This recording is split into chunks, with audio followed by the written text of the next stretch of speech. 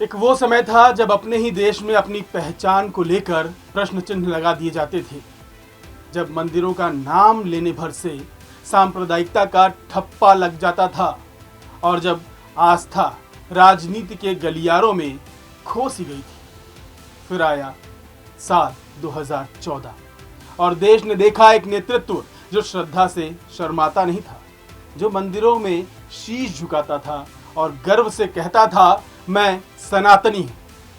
370 साल के इंतजार के बाद 5 अगस्त 2020 को अयोध्या में श्री राम मंदिर का भूमि पूजन हुआ।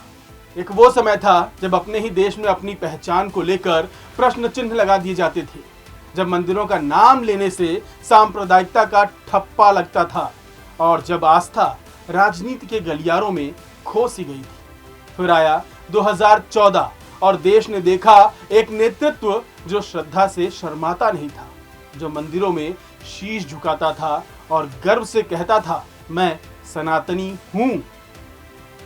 370 साल के इंतजार के बाद 5 अगस्त 2020 को अयोध्या में श्री राम मंदिर का भूमि पूजन हुआ। सिर्फ एक मंदिर नहीं, ये एक सभ्यता की वापसी थी, एक प्रतीक था कि भारत अब अपने मूल से भागेगा नहीं, गर्व करेगा। बाबा विश्वनाथ की नगरी काशी, जहां मंदिरों के आसपास अतिक्रमण की दीवारें थीं, वहां अब भव्य कॉरिडोर है जो न केवल मंदिर को मुक्त कराता है बल्कि श्रद्धालुओं को स्वाभिमान देता है। और अब 270 साल बाद दक्षिण से सनातनी गूंज सुनाई पड़ रही है। 270 साल बाद केरल के पद्मनाभ स्वामी मंदिर में महाकुंभाभिषेकम, जहां सदियों से राजशाही परंपराएं सीमित थीं, वहां अब आध्यात्मिक ऊर्जा फूट रही है। ये संदेश है कि भारत का हर कोना, हर तीर्थ अब केंद्र में है, केवल भौगोलिक नहीं, सांस्कृतिक भी। पद्मनाभ मंदिर का जिक्र आते ही मन में उसके 7वें तहखाने का रहस्य अपने आप आ जाता है। तो क्यों 270 साल बाद मंदिर में महाकुंभाभिषेकम हो रहा है और क्या है पद्मनाभ मंदिर की कहानी? चलिए समझाते हैं।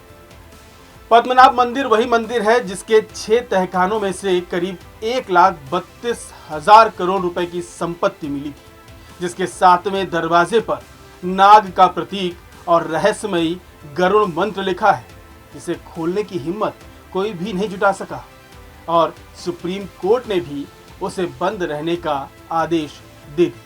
जबकि 7वें तहखाने पर न कोई ताला है, न कोई लॉक, फिर भी इसे आज तक नहीं खोला गया है। इस मंदिर से जुड़ी कई और रहस्यमय बातें भी की जाती हैं, लेकिन अभी ये मंदिर 270 साल बाद महाकुंभाभिषेकम के लिए चर्चा में है।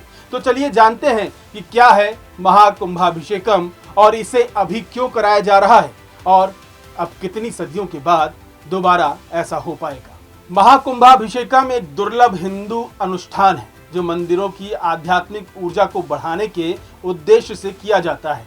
ये एक भव्य अभिषेक है जिसमें मंदिर के शिखर को पवित्र जल, दूध, घी और अन्य सामग्रियों से स्नान कराया जाता है।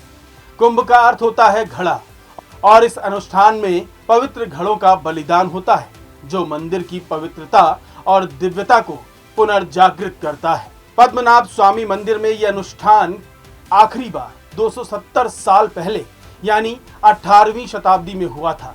मंदिर प्रबंधन के मुताबिक करीब 5000 साल पुराने इस मंदिर में ऐसा आयोजन अगले कई दशकों तक दोबारा नहीं हो पाएगा। यह आयोजन दुनिया भर के भगवान पद्मनाभ के भक्तों के लिए एक दुर्लभ अवसर है। श्री पद्मनाभ स्वामी मंदिर में 270 साल बाद हो रहा महाकुंभाभिषेकम न केवल एक धार्मिक अनुष्ठान है बल्कि ये मंदिर की समृद्ध विरासत, आध्यात्मिक शक्ति और सांस्कृतिक महत्व को भी दर्शाता है। यह आयोजन भक्तों को भगवान विष्णु के प्रति अपनी आस्था को और गहरा करने का मौका देता है।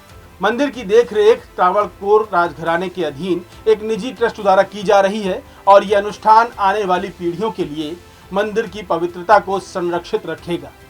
तो चाहे राम की अयोध्या हो, शिव की काशी हो, विष्णु का तिरुअनंतपुरम, ये केवल शहर नहीं, हिंदू आत्मा की पुकार है और इस पुकार को सुनने वाला नेतृत्व मोदी सरकार ने दिया है।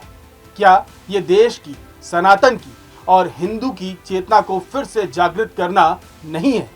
आपकी क्या राय है, हमें कमेंट करके जरूर बताएं।